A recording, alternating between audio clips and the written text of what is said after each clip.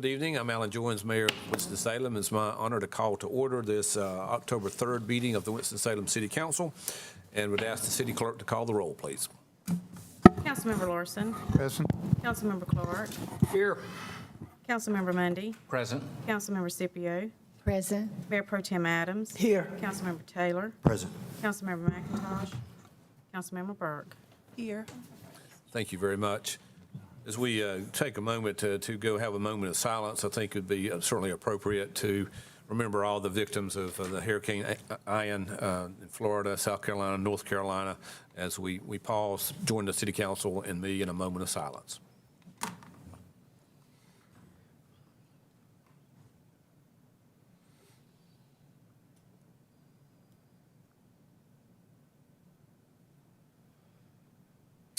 Thank you very much, and please join the City Council and me in the Pledge of Allegiance.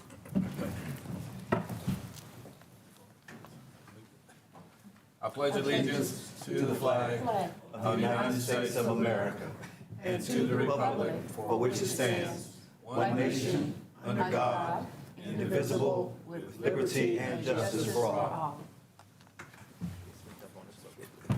Okay. Thank you. Recognize our Sergeant at Arms tonight, it's Lieutenant Daniel Batches. Lieutenant, thank you for being with us tonight. We have two honorariums we want to do first. So, Ms. Kinsey, would you read item H1?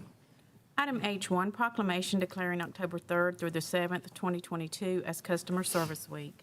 Whereas in 1992, the U.S. Congress proclaimed Customer Service Week a nationally recognized event celebrated annually during the first full week of October. And whereas this annual event is to raise awareness about customer service and the vital role it plays in successful business practices and the growth of the economy. And whereas City of Winston-Salem employees utilize keys to customer service as excellence to provide and maintain exemplary customer service and teamwork throughout our city. And whereas city employees, one team committed to excellence, and the City of Winston-Salem greatly appreciates the opportunity to meet the needs of its customers and values the trust that it placed in our local government. Now, therefore, I, J. Allen Joins, Mayor of the City of Winston-Salem, North Carolina, do hereby proclaim October 3rd through the 7th, 2022 as Customer Service Week in Winston-Salem, and encourage all citizens to recognize, appreciate, and celebrate those who serve and support customers daily. Given under my hand and seal this third day of October 2022. Representing the city employees is Hannah Hernandez, who's from the Office of Business Inclusion and Advancement.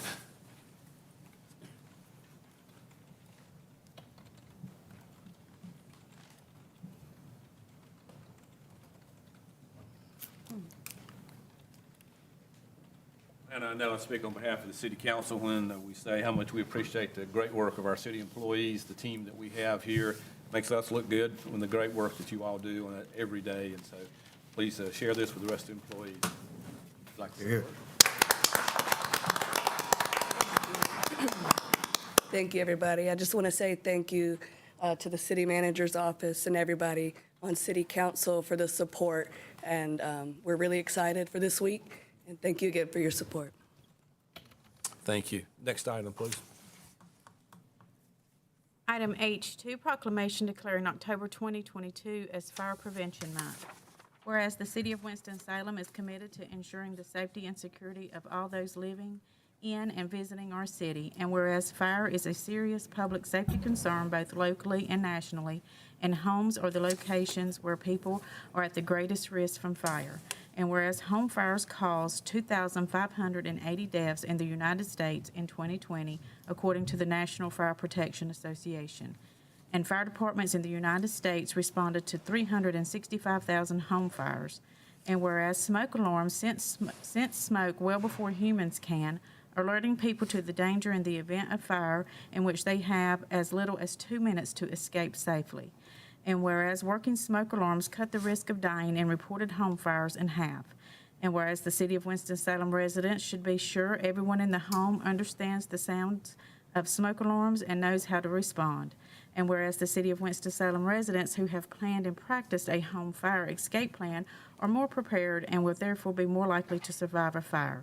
And whereas City of Winston-Salem residents that are responsive to public education measures are better able to take personal steps to increase their safety from fire, especially in their homes. And whereas the 2022 Fire Prevention Week theme, Fire Won't Wait, Plan Your Escape, effectively serves to remind city residents it is important to have a home fire escape plan.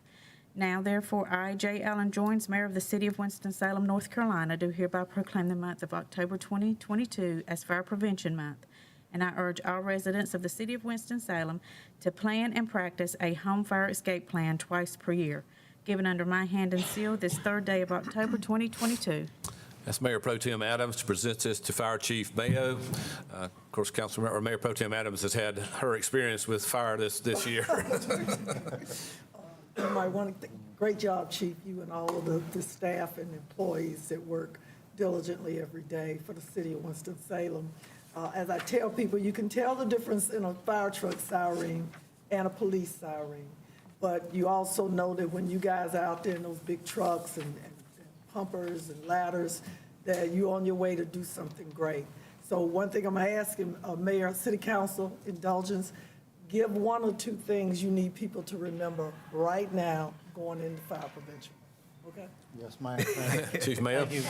Madam Mayor Pro Tem, good evening, Mr. Mayor, members of the council. I want to thank Acting Fire Marshal Mike Morton, who's here in the audience, for putting this together, he and our fire and life safety educator, Teresa Knox. But thank you for giving me this opportunity, Mayor Pro Tem. 3 people died in 3 days in fires at the end of September in Winston-Salem. 6 have died this year. We do not have a record of a calendar year in our history where 6 people have died in fires in Winston-Salem, and we still have 3 months to go. This follows a national trend for many years, For many years, fires have been on a slow down trend in the country, and that for the past 10 years, each year has seen more people die in fires in America and in Winston-Salem. We're following that trend, but more people are dying each year for the past 10 years from fire in America. And again, we're following that trend. So we have depended on codes and smoke alarms for 50 or 60 years to control loss of life from fire. And large houses, open floor plans, modern construction practices, the proliferation of synthetics, I think, have outstripped the power of codes and smoke alarms, and we are going to have to rely on residential fire sprinklers. Residential fire sprinklers would have saved all 6 of the individuals who have died in house fires in Winston-Salem this year, and I am begging your support in getting serious about residential fire sprinkler legislation. Thank you all. Thank you, Chief. Appreciate everything you and your department do for us. Tonight's agenda of the City Council is comprised of the following items. There are 7 zoning petitions. There's an item supporting the eligibility of property for inclusion on the National Register of Historic Places, as well as a closed session. The zoning petitions are listed as public hearings, and when these public hearings are called, persons in the council chamber will be given an opportunity to speak. If no one wishes to speak, I will close the public hearing and the City Council will consider the item. If there is opposition to the zoning petition, the proponents and opponents will each be given 15 minutes for presentation and 3 minutes for rebuttal. If no one wishes to speak, the public hearings will be closed and the City Council will consider the item. We're televising this meeting live tonight on TV 13, and it will be replayed on Wednesday at 9:30 a.m. and again Wednesday at 9 p.m. Of course, copies of our agenda as well as videos of previous meetings are always available online on the city's website, and just click on the Watch Meetings Online option. Ms. Kenny, we will have item number 1, please. Item Z1, continuation of public hearing on zoning petition of Hubbard Realty of Winston-Salem Incorporated from RS9 to RM5-S. Property is located on the south side of Somerset Drive west of Sparkling Place and east side of Lockwood Drive north of Caraway Lane, located in the southwest ward. Planning Board recommends approval of petition. This item was continued from the June 6th, August 2nd, and September 6th, 2022 City Council meetings. A request to continue this item to the November 1st, 2022 City Council meeting has been received for this item. Recognize Councilmember Mundy. Thank you, Mr. Mayor. I move to continue W3529 to the City Council's meeting on November 1st, 2022, which is on a Tuesday. Second. Motion second. Any discussion? Councilmember Clark. I will vote for it tonight, but I think 4 continuations is enough. I think we need to either vote on it or they need to withdraw it. All right. All those in favor of the motion, please indicate by voting yes. Anyone opposed, vote no.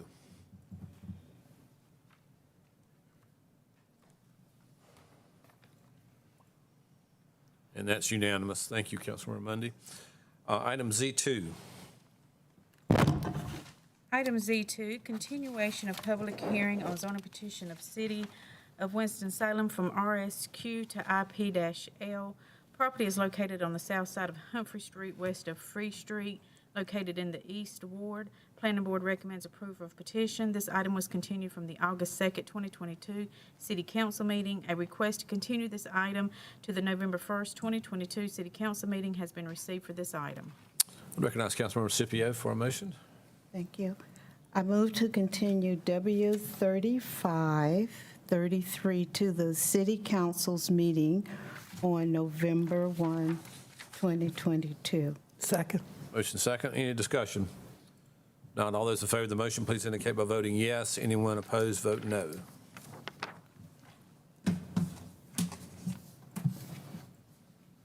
And that is unanimous. Thank you, Councilmember Scipio. Item 3. Item Z3, public hearing on zoning petition of Vest Mill Property Owner LLC, Myra Mize, Faley Myers Show Family Trust, Elizabeth Burke, and Alan Stewart from RS9 and RM12-S to RM12-S. Property is located on the north side of Vest Mill Road at its western terminus, located in the Southwest Ward. Planning Board recommends approval of petition. Is there anyone in council chamber who is opposed to this rezoning? I know the proponents are here for any questions. All right, seeing no one, I'll declare the public hearing closed and recognize Councilmember Mundy. Thank you, Mr. Mayor. I'd like to make a motion, and then I do have a few comments. Yes, please. I move for approval of 1, the statement of consistency for the approval of this item, and 2, W3540 with the revised condition that relates to the construction, traffic, and utilizing the Vest Mill Road entrance. Second. Motion second. Go ahead, Councilmember Mundy. I want to approve, or rather, I want to support this because it's a good plan. We know we need the housing, and this is a great way to repurpose land that had previously been zoned for commercial. We know that we have a surplus of commercial land now, so it's a great way to repurpose this. Having said that, I met with the residents recently on site, and they have some concerns. They support the development, but they didn't want the road to come in front of their residents. And the main reason for that was the condition of the road. So I've spoken to staff about trying to create a better road for them. I think they need curb and gutter. At this point, 2 cars cannot safely pass one another. So there's some real issues with this road. It's really in bad shape. It should have been probably corrected quite some time ago. We called it the road that time forgot. They also wanted to make sure with the developers that whatever our waste or whether a stormwater system was would connect easily with theirs and not discover after the fact that we hadn't planned for that. That is pretty much standard operational procedure, so that will be done. And staff, I want to encourage you, I know that you are backlogged on a number of capital projects, but since the clock is ticking on this one, we need to have that road finished by the time the residents move in so that they can safely maneuver down the street. Then the improvement needs to go all the way to the end of the road. There are only a few residents here. They've been overlooked, and they don't feel like they've been heard. I told them I would speak up for them. But we need to get that done in time for the opening, so it'll be safe. The last thing I want to mention, and none of this is tied to approving the zoning, but they really have an issue that they're in the middle of the city and they are not able to connect to city sewer. This has to do with their location. They are lower than the actual pipe that they would have to connect to, and things don't flow uphill. So the developer is putting a private pumping station on the apartment property, and I would encourage the developer to have conversations with the residents to see if there is a possible way for them to tie in. This may be, in their mind, the last chance that they have to get rid of their septic tanks, which can be very problematic. And if we, at the city level staff, I'm going to speak for them, if they can provide some assistance in facilitating this conversation, provide you meeting space, if they can provide you some institutional or industrial knowledge to get this done, these residents really feel like no one's listened to them, and I'm making this public comment on their behalf. Thank you, Councilmember. I'd recognize our city attorney had a comment, please. Yes, good evening, Mayor. Thank you. Can we have Chris Murphy go over that additional condition that's being added and then make sure the applicant agrees to it? Yes, Mr. Murphy, would you please? Thank you, Ms. City Attorney. Good evening, Mayor, Mayor Pro Tem, members of council. Yes, there is a added condition that's been volunteered by the petitioner, and I'll read the condition, and then we'll have the petitioner or the petitioner's representative come in and come up and agree with that. The condition is under other requirements. The developer shall provide and maintain the construction entrance for the project via the Vest Mill Road street connection. No construction entrance shall be permitted via Westbrook Drive. No construction traffic shall be permitted via Westbrook Drive until such time as the street connection to Westbrook Drive is under construction, and this construction traffic shall be limited to what is necessary to construct the street connection. Following the street connection, all construction traffic for the project shall continue to utilize the Vest Mill Road construction entrance until the final certificates of occupancy have been issued, or in emergency situations if the Vest Mill Road access becomes inaccessible. Barricades and signage shall be utilized to ensure compliance with this condition. Okay, thank you. Mr. Luke Dickey is here representing the petitioner. Mr. Dickey, would you please come up and affirmatively agree to these conditions? Good evening, Mayor, Mayor Pro Tem Adams, and Council. Luke Dickey, Stimmel Associates, 601 North Trade Street, Suite 200, Winston-Salem 27101, representing petitioner tonight, and we are in agreement to the condition as presented. Thank you, Mr. Thank Dickey. you. Any further discussion of the motion to approve this item? If not, all those in favor of the motion, please indicate by voting yes. Anyone opposed, vote no.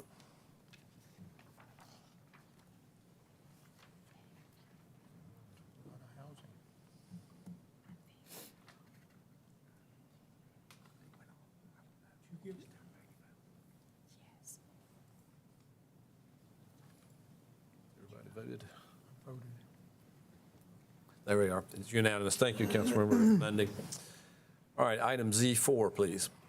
Item Z4, public hearing on site plan amendment of City of Winston-Salem for changes to include a proposed MSE wall for a landfill in a GI-S zoning district.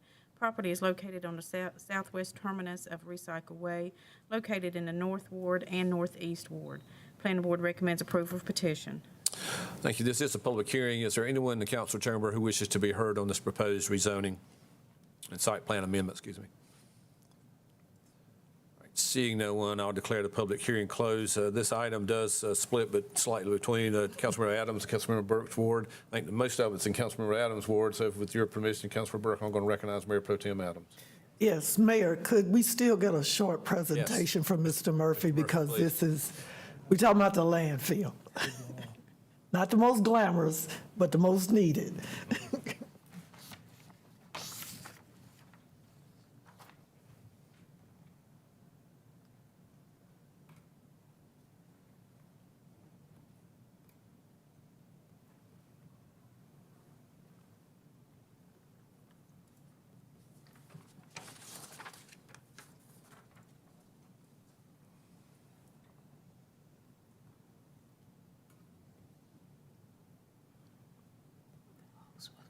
You're going to keep me muted. I can't take it off. No, that's on my screen.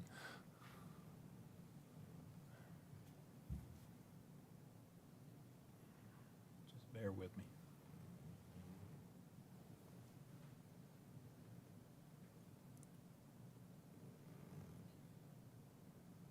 Why can't we just close it? I'd unmute. I don't even see that on my screen anywhere, so.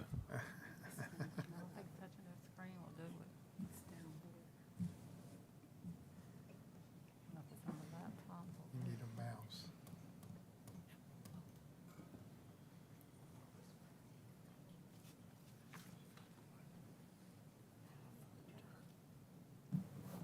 Do we have it on our?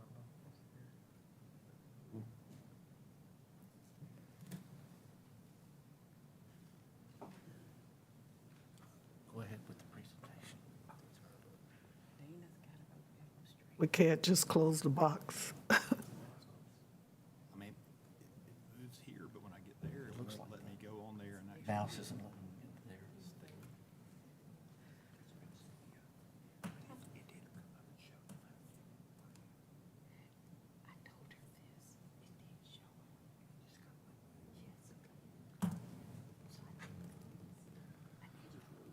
Yeah, I'm sorry, I cannot get the request to unmute to get off of my screen, so, is that on there, Katie? Okay, no wonder I couldn't find it. Thank you. I kept telling you it's not on my laptop, so I'm glad to know I'm not crazy. I kept looking for it. Okay, well now, and again, I told people to bear with technical difficulties. It's been a while since I've had to do this via Zoom. So yes, this is a rezoning for 231 acres on the southwest terminus of Recycle Way, located in it should say both the north and the northeast ward. This is a site plan amendment to construct an MSE wall around the eastern, western, and western perimeter of the existing landfill.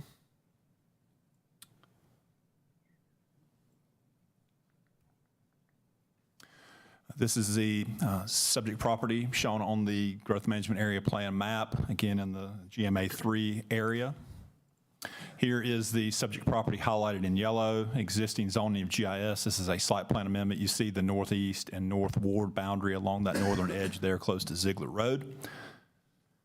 This is an aerial view, subject property again highlighted in yellow. This is the North Suburban Area Plan update adopted by Council in 2014, which recognizes the subject property as predominantly GI zoning and recommends that land use continue. These next few shots are just some photos taken on site. This is looking south. The MSE wall will be where you see the road, the driveway located kind of in the background. And the new road will be on top of that MSE wall. This is looking north. Trees are buffering you to the north and to the west. You can't see the houses from the highest elevation. The landfill will get no higher than what this currently is. This is looking along Haynes Mill Road. The site is to the left. This is the entrance into the landfill off Haynes Mill Road. This is looking to the west. The subject property is to the right. This is the proposed Mse Berm Map. This came to us from utilities. This is a overview of the overall site plan. You'll see where that MSE wall is proposed to be built in different phases. Essentially what the MSE wall does is it allows for the additional fill to be placed in the landfill by just adding a little bit of height to this wall. You can add some additional fill, but the overall height of the landfill will not increase, but it will increase the length of the utilization of this piece of infrastructure by allowing for some additional fill to be placed. This is the more technical engineering plan. I won't bore you with the details of that, but this did go through interdepartmental review. This request extends the life of the Haynes Mill Road landfill. The majority of the site is already recommended for development as industrial for the landfill in the adopted area plan.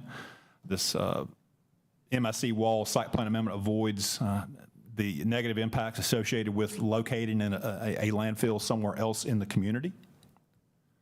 This was heard by the planning board at their September public hearing. There were no speakers in opposition, and the planning board did vote unanimously to recommend approval of this request, and the site plan does meet UDO requirements. If there are technical questions related to the rezoning, obviously I can answer those questions. If there are technical questions related to the actual construction of the landfill and the landfill longevity, Jan McCarg with Utilities is here who can answer those questions. Any questions for Mr. Murphy or Ms. Carter?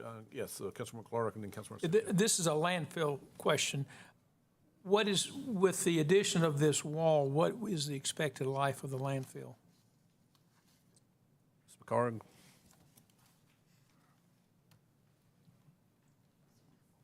Good evening, Mayor Pro Tem, council members. The current life of the landfill, based on our waste projections that we have right now, is through 2034. With this wall, it would last till 2041. 41, thank you. Thank you, Ms. McCormick. And that was Councilmember Scipio's question as well. All right, any other questions, Mr. Murphy? All right, we'll go back to Mayor Pro Tem Adams. She's ready for a motion. Yes, thank you, Mayor. I move for approval of one, the statement of consistency for the approval of this item, and two, W3539.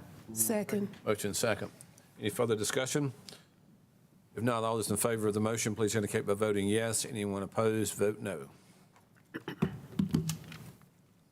And that is unanimous. Thank you, Mayor Pro Tem and Councilmember Burke as well. Item Z5, please. Item Z5, public hearing on zoning petition of City of Winston-Salem to establish Winston-Salem LI-S zoning on property annexed by the city. Property is located on the west side of Millennium Drive, west of Temple School Road, located in the southeast ward. Planning Board recommends approval of petition. This is a public hearing. Is there anyone in council chamber who's opposed to this proposed rezoning? Seeing no one, I'll declare the public hearing closed and recognize Councilmember Taylor. Thank you, Mayor. I move for approval of one, the statement of consistency for approval of this item, and two, W-3543. Second. Motion second. Any further discussion or question? Thank you. If not, all those in favor of the motion, please indicate by voting yes. Anyone opposed, vote no. And that is unanimous. Thank you, Councilmember Taylor. Thank you. Item Z6. Item Z6, public hearing on zoning petition of Hatcher Associates Incorporated from RS9 to MB-S. Property is located on the north side of Old Hollow Road, west of Germantown Road, located in the northeast ward. Planning Board recommends approval of petition. Thank you. Is there anyone in the council chamber who is opposed to this rezoning? I know the petitioner is here. If there are any questions. Seeing no opposition, I'll declare the public hearing closed. I'll recognize Councilmember Burke. Thank you, Mayor. I move for approval of, one, the statement of consistency for the approval of this item, and two, for W-3544. Is there a second? Second. Thank you. Any further discussion? If not, all those in favor of the motion, please indicate by voting yes. Anyone opposed, vote no. And that is unanimous. Thank you, Councilmember Burke. Item Z7. Item Z7, public hearing on zoning petition of Co-Revocable Living Trust, Betty R. Coe and Steve H. Coe from RS9 to HB-S. Property is located on the west side of University Parkway across from Carrollfield Drive, located in the northeast ward. Planning Board recommends approval of petition. We will need to have a public hearing on this. We do have proponents and opponents. We'll start with the opponents. You'd have 15 minutes. Luke Dickey first.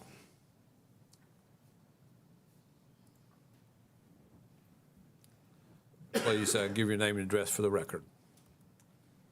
Good evening, Mayor, Mayor Pro Tem, and Council again. Luke Dickey with Stimmel Associates, 601 North Trade Street, Suite 200, Winston-Salem, 27101. I also had a presentation prepared for that. So again, this is for the Simpson University oil change. Next slide, please. To start off with, we had a neighborhood outreach we sent out 148 total letters. Our screens aren't working. Screen's not working for you? We can't see our screens. There we go. There we go. All right, thank you. So for overall total neighborhood outreach on this, we sent out 148 letters to the area that you can see outlined in the red and highlighted in blue. We did have 4 neighbors reach out to us in that response to that. Once we discussed the project with them, the neighbors didn't seem to have too much of an issue. We did have one property owner across University that just had an issue with the thoughts of having another oil change facility in this location. Was problematic to them, and there's actually an oil change facility on that property that the owner had reached out to us from. The apartments around us, those had been converted. The ownership had changed in that regard to there, so the new ownership in August reached out to us, and I think we've addressed all their concerns in regards to our proposed plan. Next slide, please. Just kind of for reference, again, this is the Haynes Mill Road and the University Parkway interchange changes and what's going to be happening to that intersection. The site is just to the north there on University, so you can see that. Next slide, please. Before council came, this is a project that came off of Sunburst Circle that was approved for a retail little shop center and then also the car wash. The site is located adjacent to this, directly to the north on University. Next slide, please. And so this is that site plan for a 3-bay oil change facility. We worked with Winston-Salem DOT and NC DOT on the connection that we'd have to University Parkway. They wanted us to press our entrance drive as far north as possible. You can see the median there on the south side that's limiting that entrance to the bottom to just a right out. That was negotiated on that. And NC DOT did not want us to connect all the way through. They're afraid that anybody that was coming from the retail and car wash would cut through the oil change and then use that full access, and they didn't want all of that traffic going there. So the oil change facility is kind of a light traffic generator during its business hours and through that time frame, so they didn't want all the traffic from the other parcels coming up through here, so we've just got a turnaround located at that end to facilitate the trash for the dumpster closure. We see we're bounded by the apartments there on the west and on the north, so we've got a 20-foot type 2 buffer. There's also additional buffering that's on the existing apartment complex as well that will add to the additional screening on those sides. Next slide, please. The area plan does recommend commercial uses on this parcel. The size of this parcel does limit the type of commercial development that can be proposed, and we think this is a good fit for that. We're just basically right at half an acre once we get all the right-of-way dedication along University accounted for. Proposed use does not add a significant amount of traffic to University Parkway, and it fits in with the kind of the highway business, other type motor vehicle uses that are on the site. The plan provides the most extensive buffer adjacent to the multifamily apartments in addition to the existing vegetation as mentioned. And then the planning board had recommended approval. Next slide, please. And this is just kind of just so you can see the apartment complex adjacent to this site. So these are from interior of the site. So the ends of the building that face onto the site, there's no windows that onto the area, and there's heavy, dense vegetation that you can see. So the first picture is looking through the parking lot, and so the site is directly behind where that dumpster is. Then the next two pictures are the two buildings that have their sides facing. You can see there's no windows and the vegetation there. And the last image, two images there, are the building that's on the north side. That does have windows, but there's pretty extensive existing vegetation on that side, and then we'll actually add our 20-foot buffer on the back side of that as well. So I'd be happy to answer any questions that you may have. Any questions, Mr. Dickey? Do you have anyone else that wants to be heard for the proponents, Mr. Dickey? Yes, we have Mr. Sam Simpson here as well. Okay. Mr. Simpson, why don't you come up? Mr. Mayor. Oh, I'm sorry, Mr. Mudd. I'm sorry. Go ahead, please. Mr. Dickey, this is a very generic question. The perimeter for community outreach is tell me again, is it? So it's 500 feet, 500 feet is a requirement. And this is something I should know, but I don't. Who establishes that 500-foot perimeter? Is that local or state or That's a city requirement. City requirement. For that, Okay. yeah. Thank you. Yeah, thank you. Good, thank you. All right, Mr. Simpson, Sam Simpson.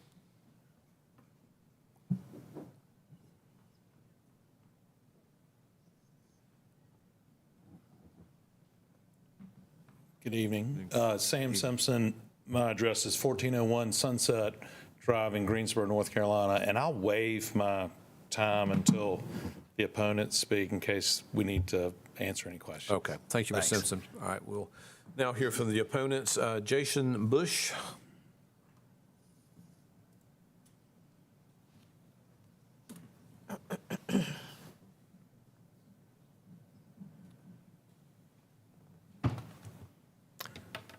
Jason Bush with Linville Team Partners on 206 West 4th Street here in Winston-Salem.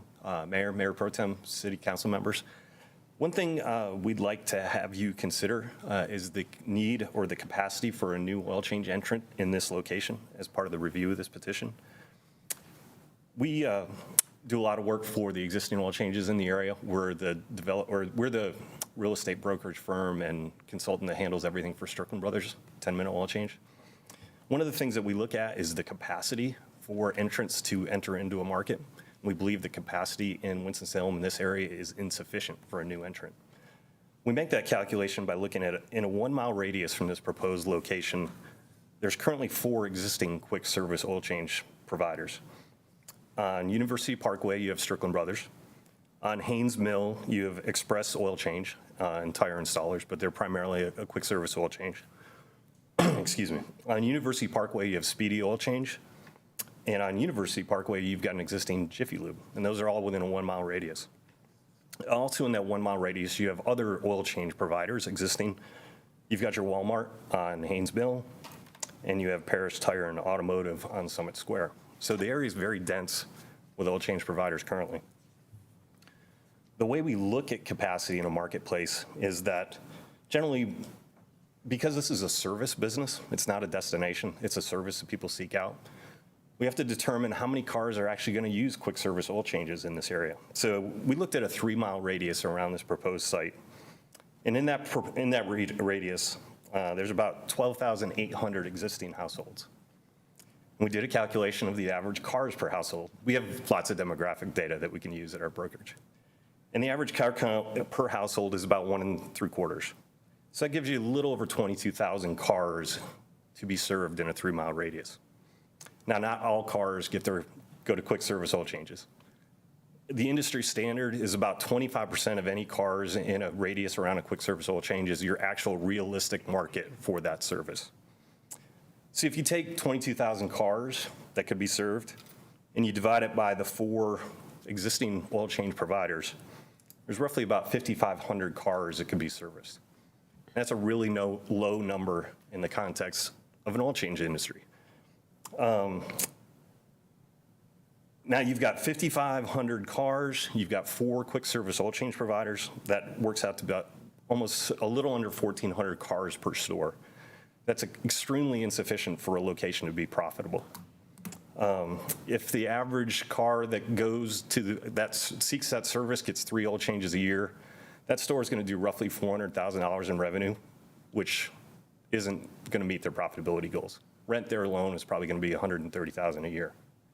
So we state all these details just to help you understand, as you review this petition, that we feel there's insufficient capacity for a new entrant into this location. Thanks. Thank you. Ramona Embry.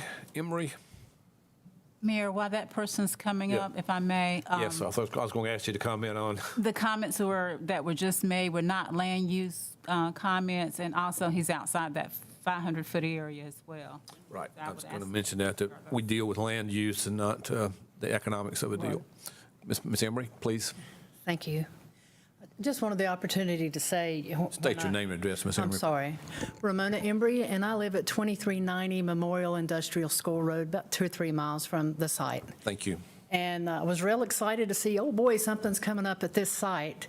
Real disappointed to find out it's another oil change garage kind of thing. Was hoping it would be something more useful to the community, child care, health care, So I just want the opportunity to say, and I think this gentleman ahead of me had a whole lot more numbers than I do, but I can drive down that same path and see many oil changes and garages. And I just wanted an opportunity to say I'm not so sure that's the best use of community.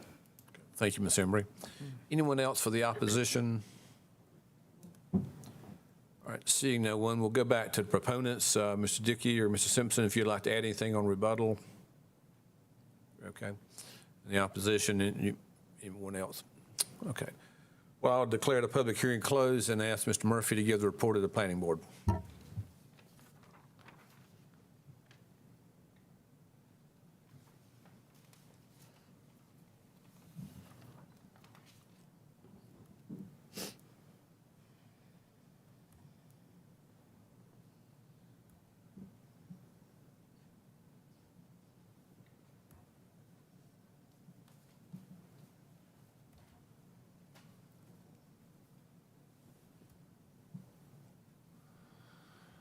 Good evening again. Yeah, this is this request is of the Coe Revocable Living Trust, Stephen H. Coe, Betty R. Coe, for the subject property, which is a 0.57 acre parcel on the west side of University Parkway across from Carfair Drive.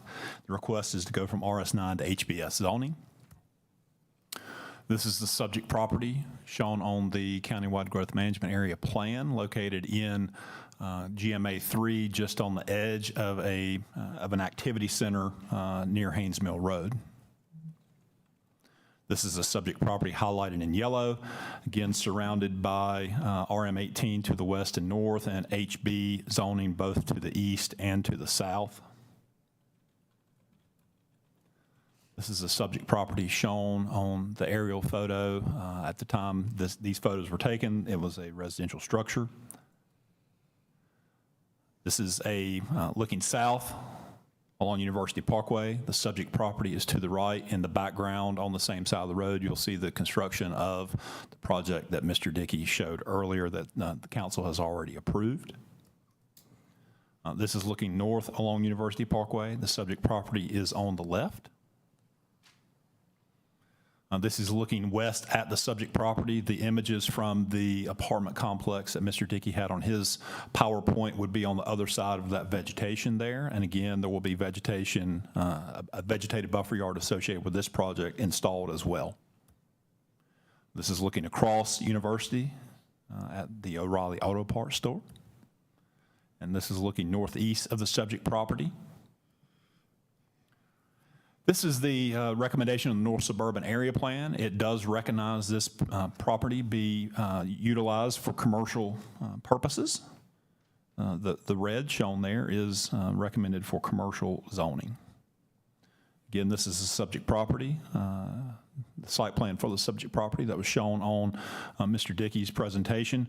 Again, shows a full access University Parkway across from Carfair, just north of Carfair Drive. And it shows no interconnectivity to the south. Again, that was a specific request of both DOTs related to the concern of traffic coming through these sites and trying to make that left turn to head back north on University Parkway. So this would be a single entrance and exit onto University for an oil change facility. Summary, the request would reuse existing underutilized property, keeping with the legacy goals. The North Suburban Area Plan recommends commercial development for this parcel in the adopted plan.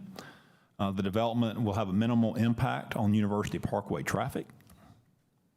This was heard by the Planning Board at their September public hearing.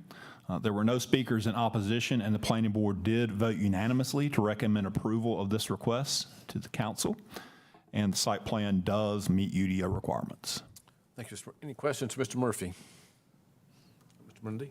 I'm not sure if this is a question for Mr. Murphy or for the city attorney, but I would love just a couple of minutes of additional explanation on the fact that we deal with land use and not the business use. I think that there are a lot of people in the city that don't fully understand what we as city council do and don't do, and that's a very tall order to do in just a couple of minutes, but I think it would help for people to hear. Mr. Murphy, you want the attorney to cover that, or you want?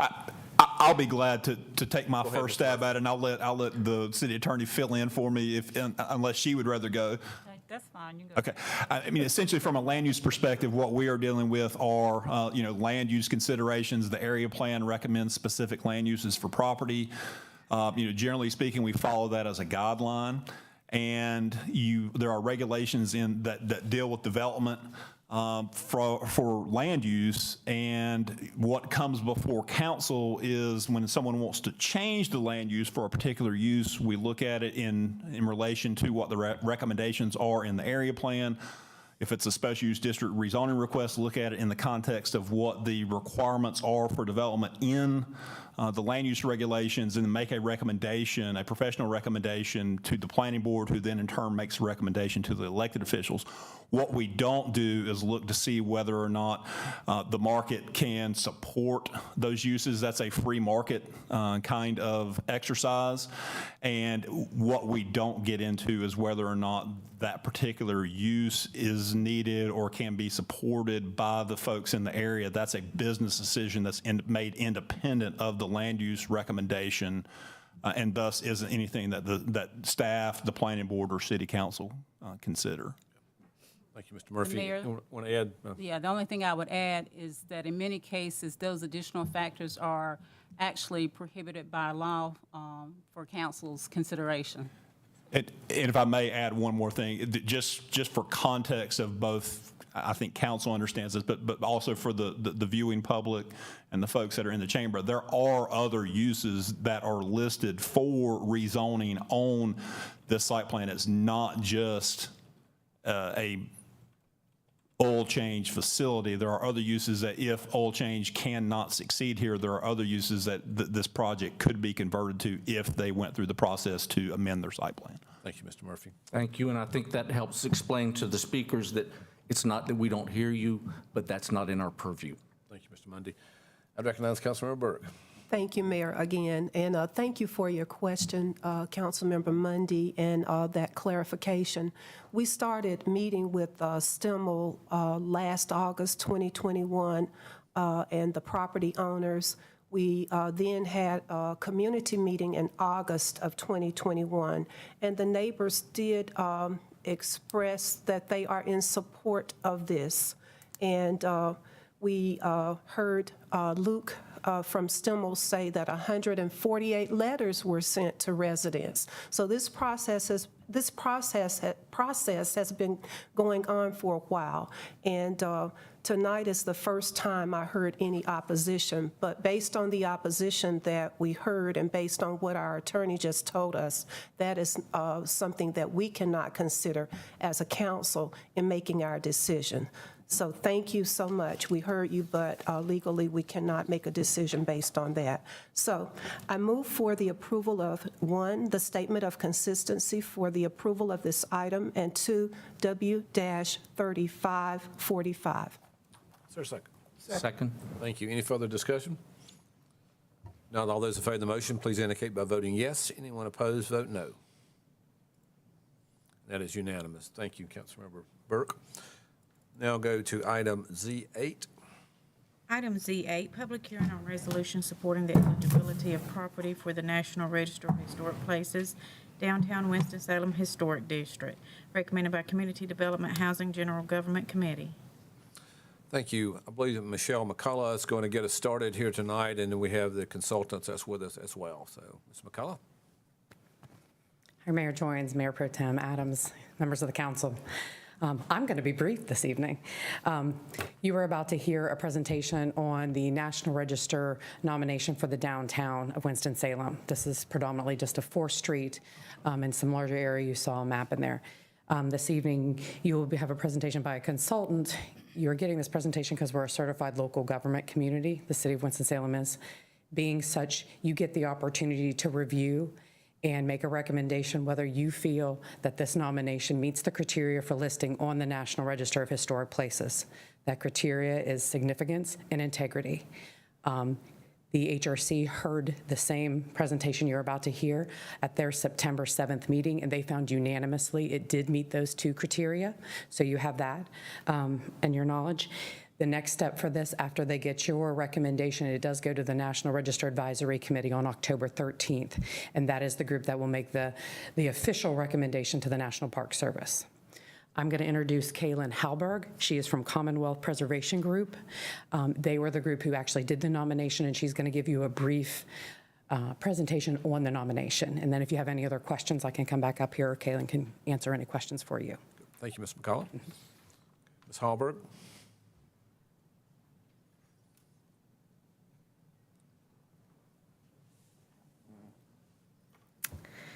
Good evening, Mayor, Mayor Pro Tem, and council members. Thank you for having me tonight. I am pleased to be here to talk to you all about the National Register nomination for the Downtown Winston-Salem Historic District. This is a project for Commonwealth Preservation Group and our partners. It's been several years in the making, so we're really excited to be here on the home stretch and to present this to you all. Next slide. So my presentation, I'm going to go over a little bit about the National Register criteria, what we are nominating the historic district under, and then a little bit of history. I'll try to keep it brief, but a little bit of history about the district and what we've included in the nomination, and then we'll discuss the boundary at the end. So Downtown Winston-Salem Historic District is eligible for the National Register under 2 criterion.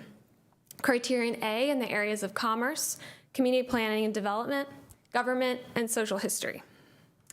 It's also eligible for criterion C at the statewide level of significance in the area of architecture. We are nominating it for a period of significance beginning in 1882, when the oldest surviving commercial structure was constructed. to 1976, when the superblock brutalist government buildings just south of 3rd Street and just north of here were completed, representing massive redevelopment of the city's urban core. Next slide. The downtown Winston-Salem Historic District is significant under Criterion A at the local level for commerce. As the city's historic commercial core, where local, regional, and nationally renowned businesses resided. The area along 4th Street was the core business district where grocers, retailers, banks, and professional services occupied the storefronts and offices of many new buildings. Winston-Salem became the wealthiest and largest city in North Carolina during the 1920s, largely due to its place in American tobacco, textile, and furniture industries, which supported the city's expansion of the central business district. Next slide. The district is also significant in the area of community planning and development. This area is specifically focused largely on the mid-20th century redevelopment of the area. Like many cities around the country during the mid-20th century, Winston-Salem sought to redevelop and revitalize its downtown central business district. To achieve this goal, the city took part in the federal urban renewal program and developed community renewal and downtown renewal programs. These programs redeveloped multiple blocks in downtown Winston-Salem and encouraged business owners to revitalize their properties through facade improvements. Many of those facade improvements you can still see on some of the buildings downtown today. The downtown Winston-Salem Historic District is representative of local influence of urban renewal and the role it had in reimagining cities, city infrastructure, architecture, and amenities. We are also nominating it under Criterion A for government as the government core for the county and the city beginning in 1851 to the present. The county's first courthouse was constructed in the district following the formation of the county, and local and federal government offices have remained in the district through the 21st century.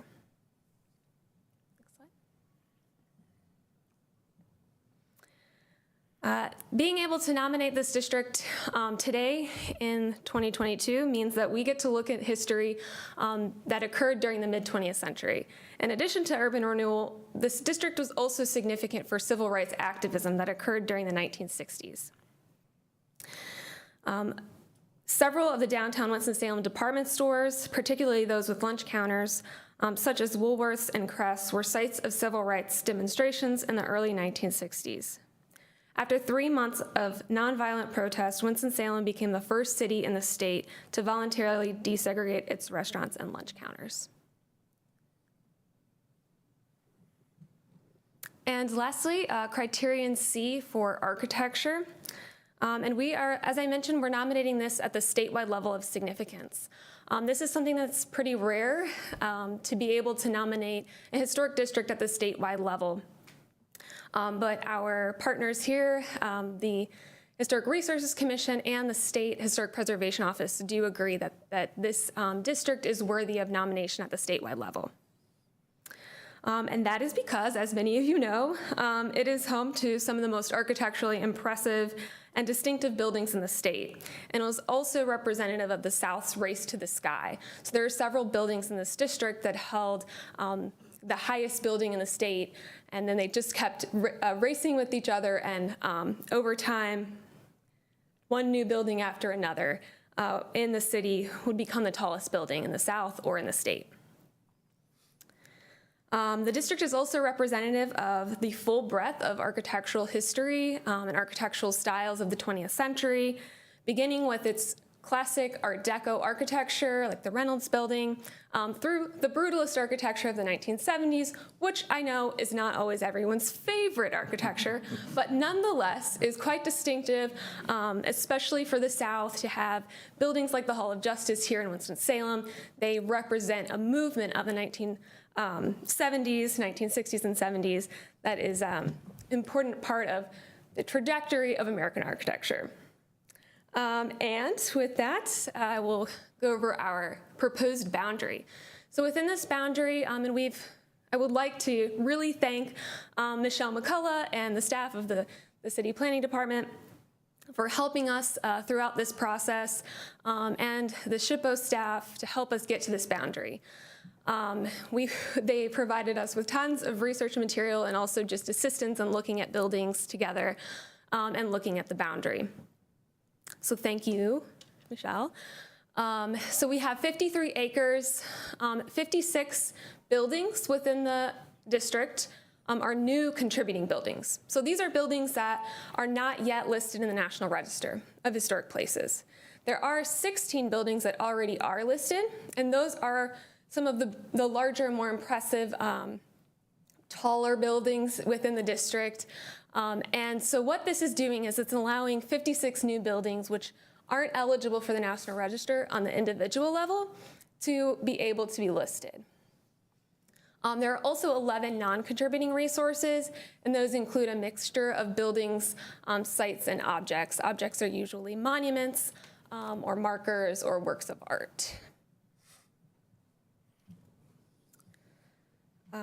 Impacts of listing. So this is a really important component of my presentation tonight. It's really important to understand the National Register is an honorific program. It's designed to promote historic preservation, to promote stewardship of historic buildings, historic places. It does not infringe upon property rights. And so in that way, it's different from local zoning ordinances, which sometimes cities can use to promote preservation, but this program does not. It is truly an honorific program that comes with no restrictions. It does provide an opportunity for incentives, financial incentives, through the Historic Rehabilitation Tax Credit Program, easement programs, and other programs that property owners may opt into. And when they opt into those programs, that's when they may have some standards for any changes that they have to make. But those programs come with financial incentives for those property owners. The program also triggers what's called Section 106 review. And this is something that anytime there are federal funds used on a project, the federal agency is required to review the impacts to the historic property. Because there are so many individually listed buildings in this district already, it's likely that most federal projects are going through this process already. Next slide. And I think we wanted to pull up this map.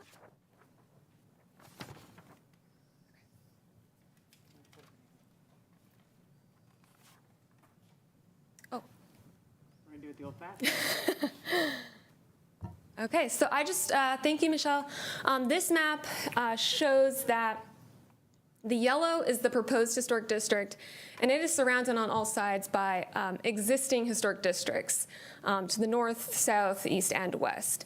So what we are really doing here is capturing as much of the historic core of downtown as we can that's not already within a historic district.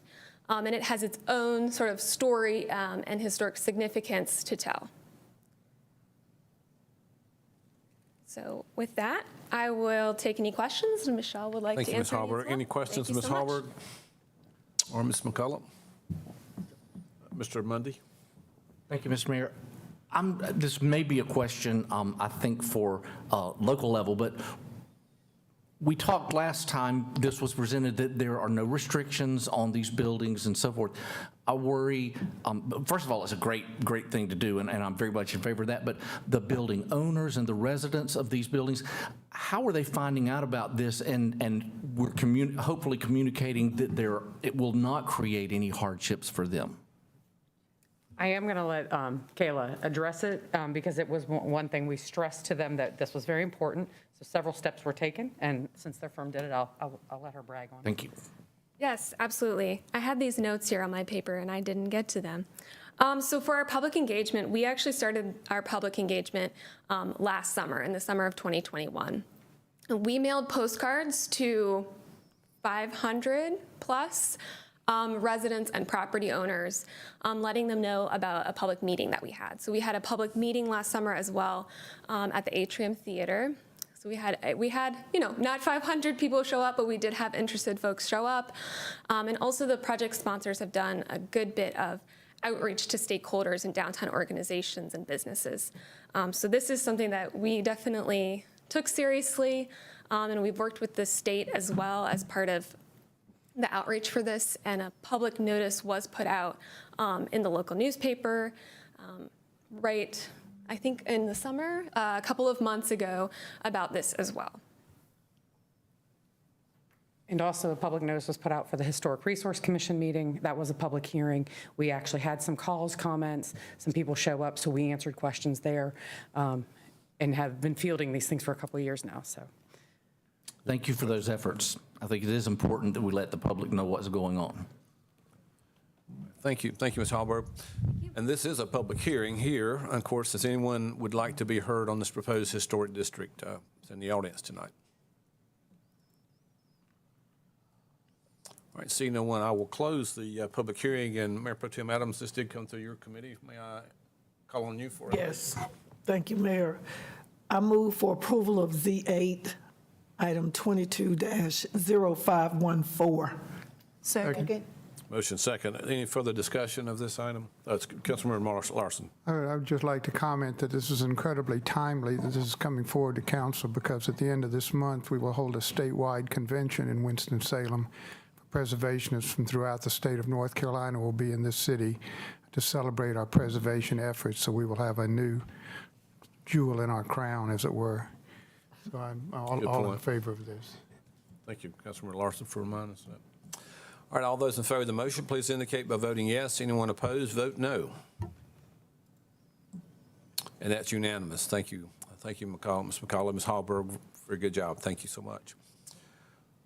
Before we go to item Z9, I'm going to recognize Councilmember Scipio, who wanted to make a comment before we go into closed session. Thank you, Mr. Mayor. Just want to make an announcement and thank all of the residents and people who drove through, played in East Ward, live in the East Ward, for contributing to our Stock the Food Bank drive. We did indeed exceeded our goal of 25,000 meals. I don't know about how much, because the boxes of goods are still being picked up this week. But just in financial donations, we did make that. So I thank everyone who contributed to that cause. Thank you, Councilmember. Council members, as you know, we do have a need to go into closed session, and I'm going to recognize Councilmember Clark for a motion, please. Thank you, Mayor. I move that the Winston-Salem City Council go into closed session pursuant to 1 North Carolina General Statute 143-318-11A4 regarding the location of a business within the corporate limits of the city of Winston-Salem. 2 North Carolina General Statute 143-318-11A5 to provide instructions to staff regarding A, the acquisition of property on Chatillon Drive for expansion of Fire Station 14, and B, the acquisition of properties bounded by Cleveland Avenue, Bowen Boulevard, 14th and 25th Streets for affordable housing and mixed-use development for the overall revitalization of the Northeast Ward, and 3, North Carolina General Statute 143-318-11A3 to consult with and provide instructions to the city attorney regarding the institution of an additional opioid lawsuit and to protect the attorney-client privilege. Second. Motion is second. Any discussion? All those in favor of the motion, please indicate by voting yes. Anyone opposed, vote no.